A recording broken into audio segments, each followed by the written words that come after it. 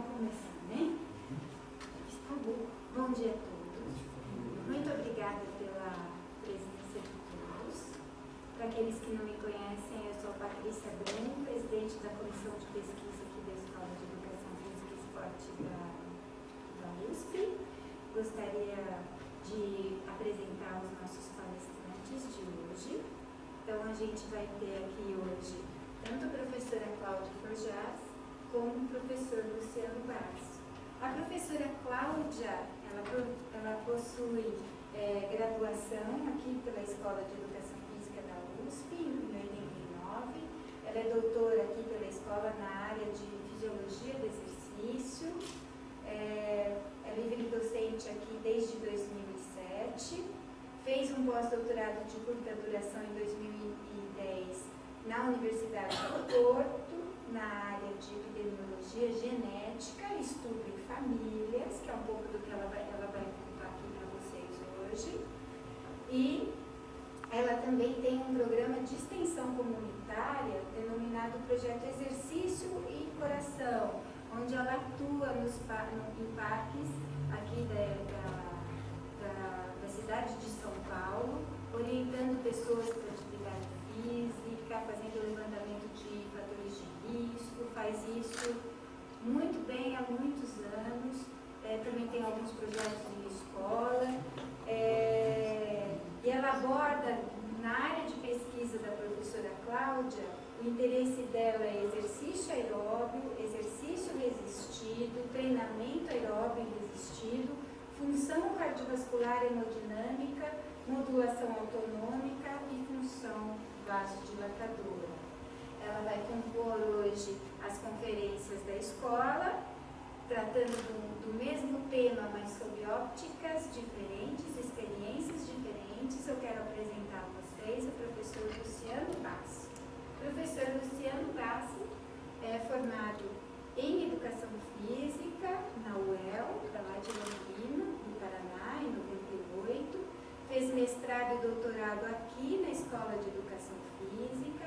Ele desenvolve as pesquisas dele no LACOM, Laboratório de Comportamento Motor aqui da Escola de Educação Física. Ele é coordenador e tem uma larga experiência com graduação. Ele é coordenador do nosso curso de bacharelado em Educação Física. Ele também é editor da área comportamental e pedagógica da Revista Brasileira de Educação Física e Esporte aqui da USP. Coordenou por muitos anos as atividades, acho que ainda coordena do NURI. Acabou agora, esse ano. Do NURI, que é o núcleo de recreação aqui, junto com as crianças da creche, do Posleias. Ele coordenou todo um programa lúdico que serviu de laboratório para os alunos aqui da escola e para pesquisa também na área dele com crianças. E o professor Luciano, tem interesse nos seguintes temas: processos e mecanismos da aprendizagem motora, análise e diagnóstico da dinâmica do desenvolvimento motor e elaboração de programas de educação física na infância. Então, é um prazer muito grande recebê-los. Muito obrigada em nome da Comissão de Pesquisa e da Escola. É um prazer tê-los aqui. Então, agora eu deixo com vocês o professor Luciano.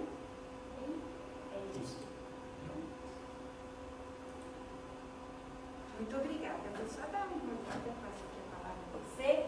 Lu, eu não fiz, mas eu vou pedir a você que use o microfone, porque essa palestra vai ficar disponível no YouTube, que a gente tem na página.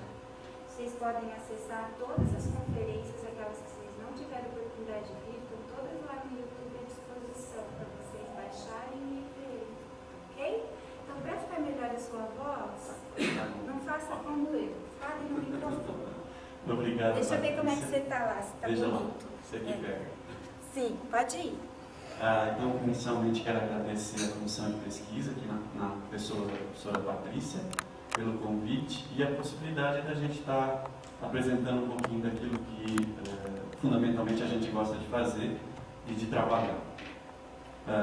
O projeto Muzambinho, ele é um projeto que envolve muito mais para... O projeto Muzambinho, esse nome é um nome carinhoso, que a gente acabou delegando a ele. É um projeto financiado por 3 editais, mais editais de projeto, é onde tudo aconteceu, onde tudo se desenvolveu na cidade de Moçambique. E em todas essas faixas etárias parece que existe então uma relação inversa entre esse risco cardiovascular e a nível de atividade física ou de aptidão física da pessoa. Mas essa relação, embora, do ponto de vista didático, nas palestras, vocês vão sempre ouvir isso, essa relação ela não é tão direta assim, e na realidade ela é influenciada por fatores genéticos e por fatores ambientais. Por exemplo, a relação entre nível de atividade física e risco cardiovascular, ela some se eu pegar uma população em que o nível é muito elevado de atividade física. Se todas as pessoas têm um nível elevado de atividade física, se é um pouco mais ou um pouco menos ativo, já não faz mais tanta diferença. E aí talvez o nível de aptidão física seja mais importante. Então, embora se coloque sempre essa relação inversa, essa relação é muito clara quando eu tenho populações que vão do nível sedentário ao nível muito elevado. E é muito clara quando eu comparo totalmente sedentário com aquele que é muito ativo. Quando a gente vai para populações que não têm essa característica tão evidente, quando a gente vai para crianças, isso já não é tão bem definido quanto com adultos. Então, isso, embora exista, isso depende de aspectos genéticos, aspectos ambientais que podem influenciar nessa relação. Então, basicamente, a ideia dessa parte do estudo é entender um pouquinho essa relação, os aspectos genéticos e os aspectos ambientais que podem influenciar. Então, o que nós fizemos lá, os nossos fatores principais, as nossas variáveis principais eram atividade física e risco cardiovascular. Nós dividimos as nossas etapas de estudo em primeiro avaliar a prevalência desses fatores e da atividade física, as possíveis associações fenotípicas que existiam entre eles e depois as influências genéticas. Para isso, a população específica então é essa cidade de Moçambique, eu vou mostrar para vocês que é uma cidade bastante pequena, e nós usamos como amostra as famílias nucleares, que são famílias formadas por pai, mãe e filhos apenas. Eu não pego segunda geração, terceira geração e assim por diante. É formada só por 2 gerações, pais e filhos. A gente não pega a terceira, a quarta, primos e etc. Então, Moçambique, para vocês terem uma ideia, é isso aqui, é esse pontinho, no sul de Minas Gerais, é uma cidade bastante pequena. Na época em que a gente fez a coleta de dados, 2008, 2009, a população de Moçambique era de 20 mil habitantes. Para nós que moramos numa cidade de 10 milhões, que é 20 mil? 20 mil habitantes, desses, 6 mil entre 5 e 19 anos de idade na época. Então, por isso que a gente considera como uma cidade de pequeno porte, é uma cidade ainda com uma característica, do ponto de vista econômico, muito baseada na agricultura do café, então seria aquelas cidades antigas mesmo. E a gente vai ver que, quando a gente avaliou o tipo de atividade física que eles fazem, eles têm bem uma característica de uma cidade antiga. Pode ver o grande movimento de Moçambique, extremamente movimentado. O nosso tamanho amostral, então, foram de 138 famílias. A gente escolheu essas famílias a partir das crianças que faziam 10 anos, crianças que estavam no estudo maior e que faziam 10 anos no momento em que a gente ia avaliar. Então, nós pegamos essas crianças e convidamos a família dessas crianças para fazer a avaliação. Conseguimos, então, 138 famílias, fizemos 5 idas a Moçambique durante 2 anos para conseguir esse número. Essas 5 famílias incluíram 82 pais, 122 mães e 236 filhos. Para quem trabalhava com 10, 12, esse ambiente aí já ficou bem grande para a gente avaliar.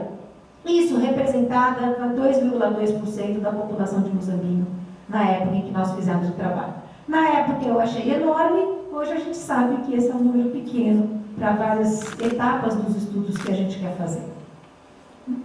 O risco cardiovascular, então, nós avaliamos o quê? Índice de massa corporal, peso e altura das crianças. Isso também foi uma outra coisa importante. Meu laboratório só trabalha com adulto e idoso, e de repente eu tive de lidar com criança. Por exemplo, medir pressão de criança é um tanto quanto complicado fazer ele ficar 5 minutinhos sentado lá sem falar com você para medir.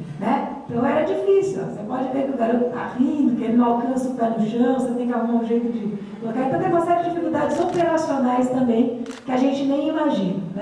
Medir frequência cardíaca de criança é uma loucura. Ele riu, a frequência foi para 200. Ele parou de rir, a frequência caiu para 50. E você não sabe que valor que você vai pegar. Então medimos índice de massa corporal e cintura, a glicemia a partir da punção digital, né, glicemia e colesterol, e a pressão arterial como variáveis de risco. Obviamente que a gente usou tudo que tinha na literatura, né? Então para obesidade, peso e estatura achamos o índice de massa corporal. As crianças foram classificadas de acordo com a curva do NCHS e os adultos usando a Organização Mundial da Saúde.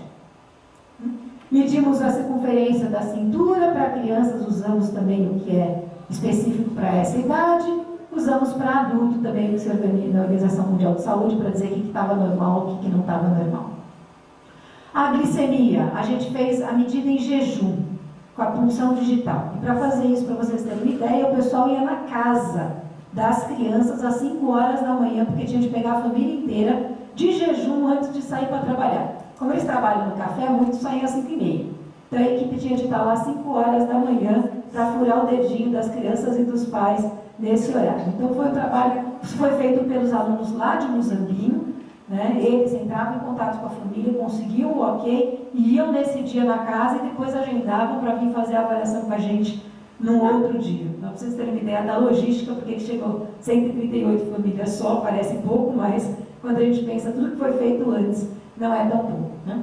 Então fizemos pelos monitores digital e usamos, obviamente, os critérios, né, específicos para a glicemia da ADA, para colesterol da Sociedade Brasileira de Cardiologia, tanto para adultos como para crianças. Pressão arterial, como eu já falei, talvez fosse uma das medidas. Nós tivemos que ter 2 alunos que foram ao Instituto da Criança aqui em São Paulo, ficaram 2 dias lá treinando medir pressão em criança. A gente precisava ter manguitos de diferentes tamanhos, porque o braço da criança oscila muito, né? Então teve toda uma preparação anterior antes de ir lá fazer a medida. Né? Fizemos as medidas depois de 5 minutos sentados, usando o método auscultatório padrão e também usamos então aí, né, as referências específicas. Sendo que para a criança a gente não usa só a pressão, a gente usa a pressão e a estatura dela para poder considerar se está normal ou não. E depois de ter tudo isso, todos esses dados, a gente criava, né, um padrão que a gente chamava de risco cardiovascular global. Tem na literatura várias discussões de como isso pode ser feito. Nós acabamos optando por usar como score Z. Ou seja, para cada um daqueles fatores, eu calculo o valor Z, o valor daquela medida em relação à média de crianças de mesmo sexo e mesma idade, né? E aí a gente soma, então, o valor Z de todos os fatores para saber o risco total. Porque eu não posso somar a glicemia com a pressão. A glicemia do sujeito é em miligramas por decilitro, a pressão é em milímetros de Hg, não dá para eu somar. Então, para eu poder somar os diferentes fatores de risco, eu preciso transformá-los numa unidade única. E essa unidade única que a gente escolheu foi o score Z, que é o quanto aquela criança desvia da média do seu grupo, né, de um grupo semelhante a ela. Né? Então, a gente fez então o Z a partir do score total. A atividade física das crianças, talvez essa também seja um grande problema. A gente não usou nenhum dos instrumentos padronizados. Nós não sabíamos o que nós íamos encontrar de atividade física em Muzambinho. Então, nós optamos por fazer efetivamente uma entrevista, e essa é sempre a crítica de qualquer paper que a gente vai publicar. Né? A gente até tem os dados de acelerômetro de algumas crianças em paralelo, mas também temos grandes dificuldades de trabalhar com esses dados. Estamos tentando há alguns anos, estamos com dificuldade. Então, nessa entrevista, a gente perguntava qual era a atividade física ocupacional, no caso da criança, o que ela fazia na escola, no caso do adulto, no trabalho. Atividade de locomoção, como é que eles iam para as suas atividades diárias. E lazer, tempo livre. Na criança, nós somamos também o que ela fazia no tempo de recreio. E para cada atividade que ela relatava fazer, a gente calculava o volume pela frequência semanal vezes a duração e depois somamos tudo para ter o volume total e considerar, então, ativo, sedentário ou insuficientemente ativo pelo número de minutos por semana. A aptidão física, aqui nós temos mais um problema operacional. Nas crianças, a aptidão física era calculada pelo teste de corrida e marcha de 1.600 metros, aquele teste de 1 milha, em quanto tempo você faz 1 milha. E nos adultos, a gente fez o teste em bicicleta com o Astrid. Então, nós temos para crianças e adultos testes diferentes. Entretanto, existem fórmulas para transformar os 2 testes em VO2. Então, quando a gente considera o VO2, nós temos a mesma medida, só que feita com testes diferentes, estimado de forma diferente no adulto e na criança. E a força máxima manual, nós fizemos o hand grip, né? Apreensão manual, força máxima, isso foi feito tanto nos adultos quanto nas crianças, no mesmo momento, então esse foi tranquilo. Bom, quais são os resultados que a gente obteve até o momento? Então, a primeira questão que a gente colocou foi descrever o risco cardiovascular, a prática de atividade física e a aptidão física lá em Moçambique. Isso deu um primeiro trabalho que foi publicado na Revista Brasileira de Medicina do Esporte em 91, em que a gente fez isso com as crianças e os adolescentes. Né? E nesse trabalho, o que a gente observou de interessante em termos de resultado? Primeiro, níveis de obesidade e obesidade central bastante elevados. Né? Em torno de 22% dos meninos, né? E aqui também quase 15% das meninas, se a gente juntar as duas faixas etárias, menor do que 10 anos e maior do que 10 anos, né? Então nós tínhamos uma porcentagem bastante elevada com obesidade, índice de massa corporal elevado demais. Se eu juntar o excesso de peso, isso ia para quase 50% das crianças com excesso de peso, ou limítrofe ou obeso. Né? Quando a gente pega a circunferência da cintura alterada, também nós temos valores bastante elevados, né? Variando aí de 22% até 33% das crianças com cintura. Né? E o que nos interessou bastante é que os níveis de insuficiência de atividade física, ou seja, aquelas crianças que não faziam nada ou faziam menos do que 300 minutos por semana, era muito baixo. Variou de 2% a 17%, muito diferente do que a gente encontra em outras populações de criança brasileira. Os níveis de obesidade a gente também encontra muito altos em vários estudos populacionais. Agora, nível de atividade e inatividade física tão baixo não é o que a gente costuma encontrar. Então, isso nos deu um alerta, né? Quer dizer, quando nós temos uma população em que nós temos altos níveis de obesidade e sobrepeso, com baixos níveis de sedentarismo. Cadê aquela relação inversa que a gente esperaria? Né? Quando a gente foi ver, então, o nível de atividade física em crianças consideradas ativas, pode ver que mais de 82% delas, se a gente dividir entre sexo e idade. Então, elas eram muito ativas. E elas eram muito ativas principalmente aonde? No lazer. Note que mais de 60%, mais de 70% quase delas, né? Exceto aqui nas meninas mais velhas, porque a gente sabe que o nível de atividade física começa a cair mesmo, né? Mas nos outros meninos e meninas novas, a maior parte deles consegue fazer mais de 300 minutos em atividade de lazer. E quando a gente vai buscar quais eram as atividades de lazer, é brincar na rua. Essa é uma criança, essa cidade, por ser pequena, ainda a principal lazer das crianças é brincar na rua, é andar de bicicleta com os colegas, é jogar futebol na várzea e assim por diante. Né? Então ainda é uma característica muito anterior de atividade física. Nós fizemos a mesma coisa com os adultos, e esse foi um trabalho publicado na Revista Brasileira de Atividade Física e Saúde, e aí nós tivemos a mesma coisa, olha, o grau de sobrepeso 42, se eu juntar com obesidade 2, mais de 50% dos adultos eram obesos ou tinham excesso de peso. Mas, novamente, a obesidade central também elevada, 30%, mas, novamente, vejam, pessoas ativas, 95% das pessoas atingiam mais do que 150 minutos de atividade física por semana. Totalmente diferente dos dados que a gente tem em termos populacionais, né? Normalmente a gente tem no máximo 30% da população ativa. E aqui a gente tem muito grande. E muito grande por quê? Por causa da atividade ocupacional. Olha, 87% deles atingiam 150 minutos em atividade ocupacional. Por quê? Porque o homem trabalha na agricultura, portanto faz atividade física o dia inteiro, e a mulher trabalha em casa fazendo todas as atividades domésticas. É bem uma cultura, né, de interior e de anos atrás. Então também, qual foi a grande conclusão dessa primeira parte que nos chamou a atenção? Que na população de Moçambique você tem concomitantemente altos níveis de risco cardiovascular e de atividade física. Então aquela relação, né, de quem é ativo tem menor risco, lá não ocorre. Eles são muito ativos, mas o risco está muito elevado também, principalmente na relação do excesso de peso, tanto em adultos quanto em crianças. Aí nós vamos levantar realmente essa relação entre o risco e a prática de atividade física e a aptidão física, nas crianças e nos adolescentes. Então esse é o trabalho que o Luciano colocou lá, que está no breu, né, em que a gente fez essa relação nas crianças. Né? E aqui eu vou mostrar para vocês já o risco global. Então, essa é uma análise bem complicada, uma estatística que eu mesmo não domino. Hoje entendo como é que ela é feita, mas não domino. Foi um dos trabalhos que o João teve de fazer lá em Portugal, usando o Poisson. E o que na realidade, essa estatística nos diz? Né? Que as meninas têm 2 vezes mais chances de ter mais fatores de risco do que os meninos. Então, existe uma relação entre o sexo e os riscos. Até aí a gente já sabe. Que a aptidão aeróbia teve uma relação com o risco, ou seja, aquelas crianças que tinham menor aptidão tinham 11% mais chance de ter mais fatores de risco. E que a força, também nas crianças, aquelas crianças que tinham maior força, tinham 82% de chance de ter menor número de fatores de risco. Então, notem, nessa avaliação, o risco cardiovascular nas crianças se associou com a aptidão física, aeróbia e força, mas não se associou com a atividade física de lazer. Aquilo que eu falei para vocês no começo. Elas são tão ativas no lazer que não é ser um pouquinho mais ou um pouquinho menos que faz diferença.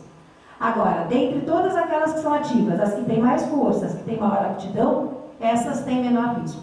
Então, talvez nessas populações que são muito ativas, o que a gente tem que se preocupar é melhorar realmente o fitness, a aptidão física das crianças, para conseguir diminuir esse risco, que está elevado, apesar do alto nível de atividade física. Provavelmente devido às questões nutricionais que a gente não avaliou. Quando a gente está fazendo agora a mesma análise para os adultos, usando um outro tipo de estatística, então é daquele 7 que está na fase de escrita, né? E nessa daqui eu estou mostrando então para vocês já o risco cardiovascular global. Aqui a gente tem os valores brutos e aqui a gente tem os ajustados, que é o que nos interessa. Né? Então, nos adultos vai ter maior risco quem é mais velho, é meio óbvio, sabemos disso. Nos adultos vão ter maior risco do que quem tem maior índice de massa corporal, também já sabemos disso. Né? Mas em relação às variáveis que nos interessam, né? De atividade física ou de aptidão, notem que nos adultos é diferente. A relação existe com a atividade física de lazer. Eles são muito ativos, mas eles são muito ativos no trabalho, não no lazer. Então, talvez nessa população, mesmo tendo um alto grau de atividade física de trabalho, é importante sim promover e incentivar a atividade física de lazer, porque ela sim vai estar relacionada a um menor risco cardiovascular global nos adultos. Então essa foi a segunda etapa, em que nós vimos então que nos jovens de Muzambinho o risco cardiovascular se associa com a aptidão aeróbica e com a força, mas não com o nível de atividade física de lazer. Enquanto que nos adultos, ao contrário, o risco se associa ao volume de atividade física de lazer, mas não com a aptidão física deles. Então, talvez os enfoques tenham de ser diferentes. E o terceiro objetivo que a gente está desenvolvendo nesse momento, que vai ser a principal cereja do bolo da tese do João, é avaliar, então, a questão da hereditabilidade, quer dizer, a influência da genética dentro desses fatores. Então, a hereditabilidade dos fatores de risco cardiovascular, da atividade física e da aptidão. O que é essa hereditabilidade? Dentro de uma população, qualquer variável, ela varia bastante, por isso que ela chama variável. Ou seja, algumas pessoas têm níveis muito baixos, por exemplo, de aptidão física, e outras têm nível muito alto de aptidão física. A questão é, por que existe essa variação? Então, o que a gente acredita é que a variação total de um fenótipo depende da variação que é determinada pela genética, mais a variação que é determinada pelo envolvement, pelo ambiente. E, portanto, se eu quiser saber o quanto a genética contribui para isso, eu tenho que pegar a variação genética e dividir pela variação total. E como é que eu consigo essa variação genética de uma forma indireta? A partir do quanto pais e filhos apresentam a mesma característica. Pais, filhos e irmãos. Então, quando eu estudo uma família, pai e mãe dividem ambiente, mas não dividem genes. Pai e filho dividem metade dos genes. Irmãos dividem um quarto a metade dos genes. Então, a partir de características estatísticas dessa distribuição, você consegue estimar, então, qual é a contribuição genética em um determinado fenômeno. Então, o primeiro estudo que a gente fez sobre isso foi um estudo, na realidade, piloto com esses dados, foi quando eu fui para Portugal e fiquei lá 2 meses, em que a gente desenvolveu então as influências ambientais e genéticas sobre pressão arterial e atividade física. E a gente publicou isso no Brazilian Journal Medical and Biological Research. Nesse primeiro estudo, a gente viu então que a pressão arterial sistólica tinha uma hereditabilidade de 37%. O que eu quero dizer com isso? Que 37% da variação da pressão arterial sistólica na população do muzambinho se deve a características genéticas. Pressão arterial diastólica 39%, isso é considerado uma hereditabilidade moderada. Agora, quando a gente foi para atividade física total, 24% da variação se dependeu de características genéticas, portanto, é uma característica baixa. Ou seja, o teu nível de atividade física é sim determinado pela sua genética em parte, mas na maior parte por outra coisa que não é a sua genética. Nós estamos fazendo esse mesmo tipo de estudo agora para todas as outras variáveis, né, que está na fase de escrita, e os resultados, pelo menos parciais até o momento, que a gente tem, né, a gente estudou índice de massa corporal, glicemia, colesterol, circunferência da cintura e pressão arterial sistólica, e a gente viu que todos têm uma certa contribuição genética, exceto a circunferência da cintura. Né, não chegou a atingir uma significância. E os outros têm, né, de baixa a moderada. O colesterol total tem uma grande hereditabilidade. Né, as pressões ficaram lá na mesma faixa que eu tinha visto. Né, e a obesidade já tem uma coisa mais baixa, o ambiente já tem uma influência maior da obesidade do que nos outros. E quando nós fomos para as nossas variáveis de aptidão física, força manual e o VO2, a gente viu que força manual, sim, ela tem uma influência genética moderada, 54%, mas o VO2 nessa população não teve influência genética. Tivemos então a força com hereditabilidade moderada e o aeróbio sem influência genética. Nós estamos, claro, trabalhando esses dados. O que a gente pode dizer é que na população de Moçambique, os marcadores de risco cardiovascular apresentam hereditabilidade baixa a moderada, mas quase todos têm uma influência genética. Já o marcador de atividade física total apresenta uma hereditabilidade baixa e o marcador de força muscular uma hereditabilidade moderada.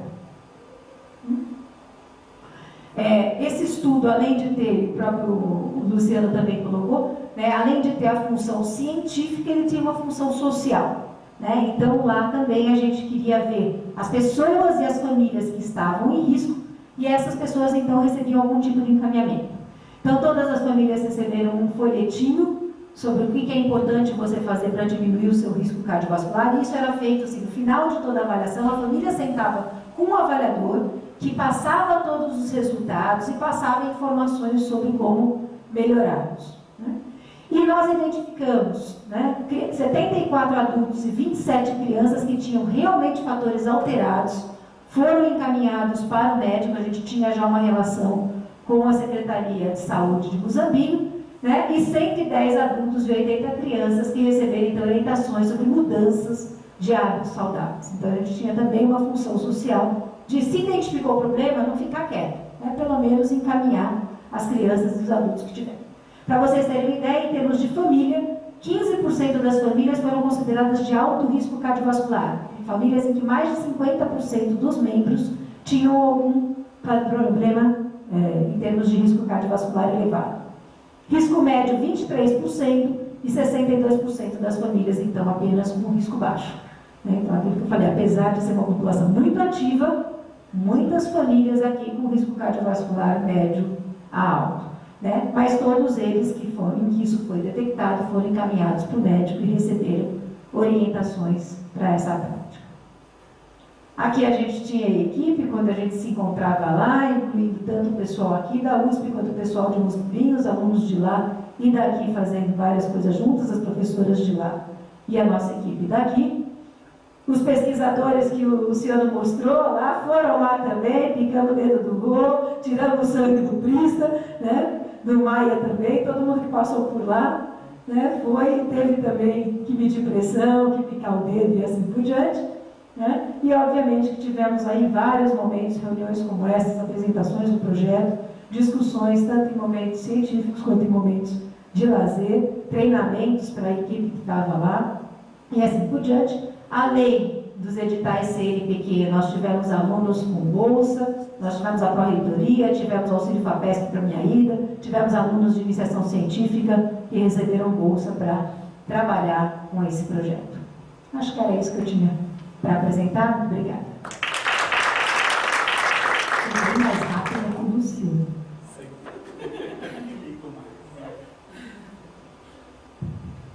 Gente, agora a gente pode abrir para perguntas para vocês. E eu convido os professores a sentarem aqui. Puxa a cadeirinha para vocês aparecerem lá na câmera, tá? E eu vou acender a luz ali, peraí.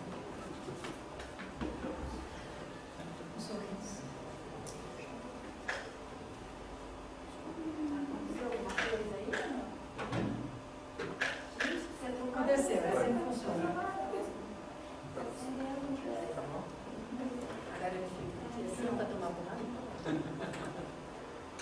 Eu vou começar para esquentar, tá? Tem uma pergunta, Cláudia.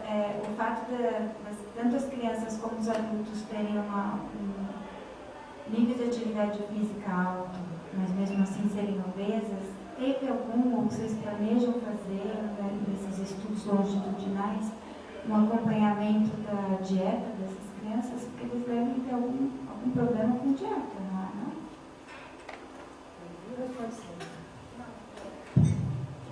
Na realidade, nesse estudo não teve, eu acho que é fundamental ter. Se a gente fosse, como a gente colocou, tem várias coisas que hoje a gente faria de uma forma diferente. Né? Então, eu acho que a nutrição é uma coisa que tem que ser avaliada. Agora, o que a gente tem, que é muito evidente, é que eles têm uma alimentação classicamente de Minas Gerais, que é uma alimentação em que se cozinha com banha, é uma alimentação em que se come carne de porco o tempo todo. Né? Então, é uma alimentação, assim como eles têm o estilo de vida tradicional, né, de trabalhar no cafezal e assim por diante, eles têm também uma alimentação tradicional. Né? Então, provavelmente, esses graus de obesidade, etc., estão muito ligados à nutrição. Mas a questão é que o nível de atividade física elevada não consegue, né, de alguma forma, dar conta desses aspectos nutricionais. Nós acreditamos que seja aspecto nutricional, apesar de não podermos afirmar, porque a gente não mediu.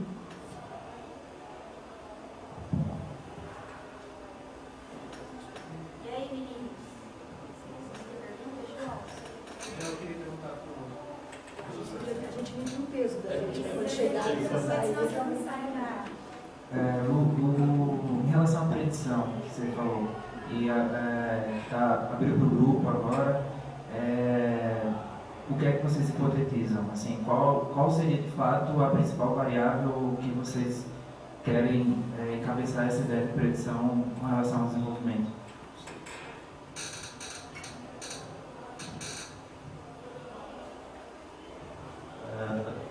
O primeiro elemento, então, que a gente não apresentei aqui, mas que a gente está chegando, é uma subamostra de 50% que tem desempenho estável. Só que aí dentro dos estáveis, você tem, e essa é uma coisa que chamou bastante atenção, você tem 33% estável no canal superior, 33% intermediário e inferior. Ou seja, parece que a estabilidade está nos 3 patamares. Ela não é de uma única faceta, não é? Os estudos que trabalham com, por exemplo, o TDC, que é essa criança com baixo desempenho motor, ela tem mostrado que quando a criança está no percentil 5 das tabelas deles, elas dificilmente saem de lá, mas as que estão acima oscilam mais.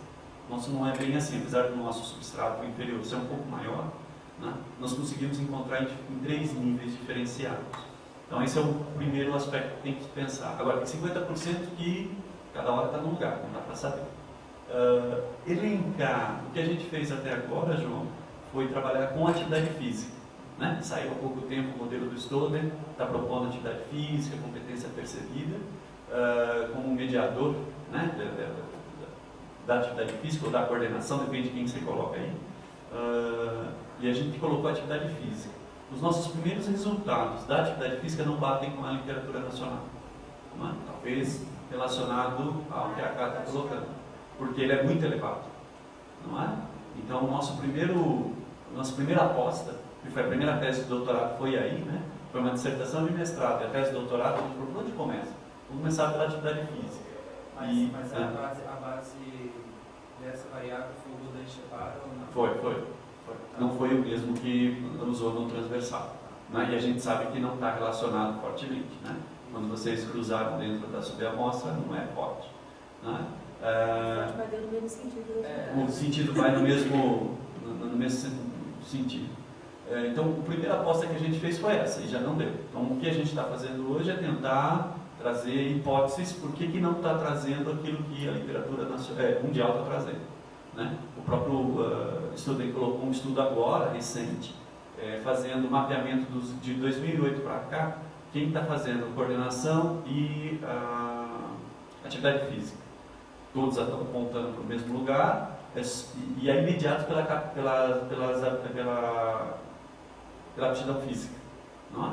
E aí a coordenação, a percepção subjetiva, né, perceptiva de coordenação, elas se associam melhor a VO2, enfim, diferentes, é só a força que não. A força não está mediada por esses elementos. Né? Então, a mudança, a presença ou não de bons níveis de força não prediz a mudança nesse relacionamento, né, ao longo do tempo. Então, a gente apostou primeiro na atividade física. Só como nossa atividade física não é a do mundo, vamos assim dizer, né, ela não está, os nossos níveis baixos não são tão baixos assim, a gente não está encontrando nada especificamente.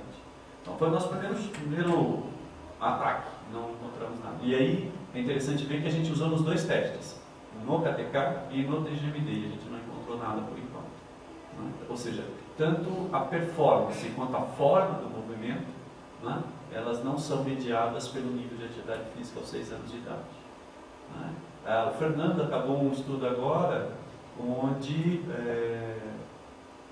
depois de montar modelos sequenciais para ver a melhor forma de descrever a mudança do TGMD, ou seja, do desenvolvimento motor pelas habilidades motoras básicas, dividindo em locomotor e manipulativo, índice de massa corporal foi preditor, atividade física foi preditora, o sexo é o maior preditor, não é?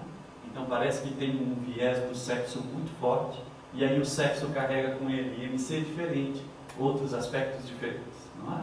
Como a gente fez esse primeiro estudo num N um pouco mais reduzido, porque ele é longitudinal, agora a gente vai tentar observar se com N's maiores essas relações que sumiram, conforme a gente foi colocando alguns outros preditores, porque os preditores apareciam e sumiam.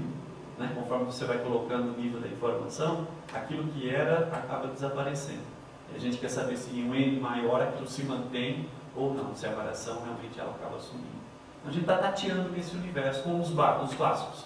IMC, nível de atividade física. O Fernando também usou a própria coordenação como preditor de uma classe preditora da outra. Né? Então, imagina que a criança tem a locomoção se desenvolvendo e a manipulação. Os estudos todos mostram que primeiro se desenvolve mais a locomoção e depois a manipulação. E a gente colocou isso como preditor. Né? A locomoção foi preditora, mas a inversa também foi. Né? Então, controle de objetos, se você controla melhor o controle de objetos aos 6 anos, ao longo do tempo você se torna melhor em termos locomotores. E a literatura não trazia nenhum indicativo desses sinais. Isso com um N baixo, quer dizer, aumentando o N, isso deve potencializar mais ainda. Agora tem um efeito que confunde tudo. Por quê? Porque menina é melhor no manipulação e menina é melhor no locomotor. Então tem que saber observar um pouco o efeito do sexo, tem que conseguir aí um novo modelo que consiga diferenciar um pouco esses elementos. Não é? Mas até agora não deu interação entre essas coisas. Idade não, porque é só com a predição só com as crianças de 6 anos. Isso, exatamente. A gente ainda não entrou em diferentes cortes. A gente está fazendo as coisas por corte ainda e focou em uma corte. Não, a base de dados é uma coisa que... Você nunca mais foi. Não, nunca mais. Eu brinco. Quando a gente coleta dado é por ignorância. Porque está ignorando o conjunto de dados que a gente tem. Não é? Para ter uma ideia, a nossa base de dados hoje chega a 1000 linhas por 1000 colunas. O banco de vídeos, que ainda não foi totalmente analisado, ele está em perto de 45 mil vídeos. Né? Cada vídeo é uma criança realizando uma habilidade. Né? Então você tem diferentes habilidades, diferentes faixas etárias. Né? Então, a gente está bom, está ignorando. Coletar dados hoje é ignorar. Né? Mas é aquilo como a Cláudia falou. A gente começa a fazer o estudo e fala, por que não coletou desse jeito? Por que me coletou não sei o Sempre quê? assim, tá? Sempre. Não é tudo. Mas aí você olha para a base e você fala, eu sei porque eu não coletei. É impossível, né? Assim, a gente levava 30 pessoas para coletar. Mas o que está ali dá para brincar bastante, dá para uma diversão. É garantido muita gente. Eu diria hoje, o que falta? Falta gente. Falta gente como você fez, não é? Exatamente, porque a gente não domina essa tecnologia, não domina essa forma de pensar. Né? Os 2 laboratórios entraram, todos os laboratórios entraram nisso sem dominar. A gente está aprendendo a dominar isso no caminho, né? Conforme vai caminhando, vai encontrando as questões e vai chamando. Né? Esse acho que é isso que é bonito no projeto, só que é isso que é desafiador. Né? Não adianta eu sentar com a Cláudia hoje e falar, vamos fazer, a gente não domina uma série de elementos. Você viu isso lá, né? Você entra aqui, entra lá, vai e volta, até chegar no modelo adequado não tem sido muito fácil, mas é um desafio. A beleza está ali também. Mais alguma pergunta, pessoal? Nós temos mais uma evidência de que a nutrição, a equipe para lá não estava mais pesada. Uma semana depois estava a equipe inteira mais pesada. O ônibus tinha dificuldade de subir a algum lugar. A comida é boa, né? Exatamente. Pesada, mas é boa.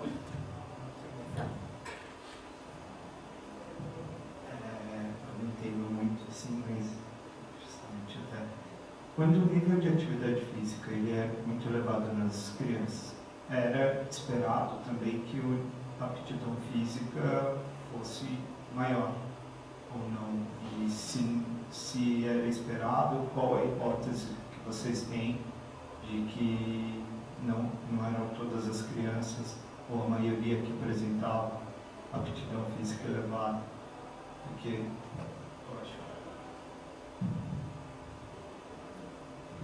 Então, aqui a gente tem exatamente a mesma coisa. Quando você pega populações que vão de sedentário até muito ativo, você tem uma correlação que não é forte entre o nível de atividade física e o nível de aptidão física.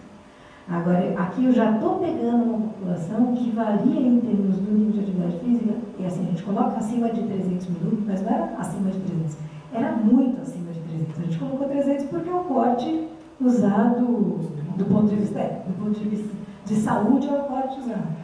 Né? Mas nós tínhamos, assim, pessoas que relatam que ficam 8 horas trabalhando na roça todos os dias, quer dizer, né? Tudo bem, a gente sabe que tem um pouco de superestimar, o cara não fica realmente 8, mas ele fica 6. Se ele ficou 6 horas por dia, 6 dias por semana, porque sábado se trabalha também, né? Quer dizer, então você vê o quão alto é esse nível. Né? Então você tem essa relação entre nível de atividade física e aptidão física quando você considera variações muito grandes. Quando você vai para subamostras que já tem um nível de aptidão alto, essa relação ela se perde também. A gente tem isso bastante na literatura.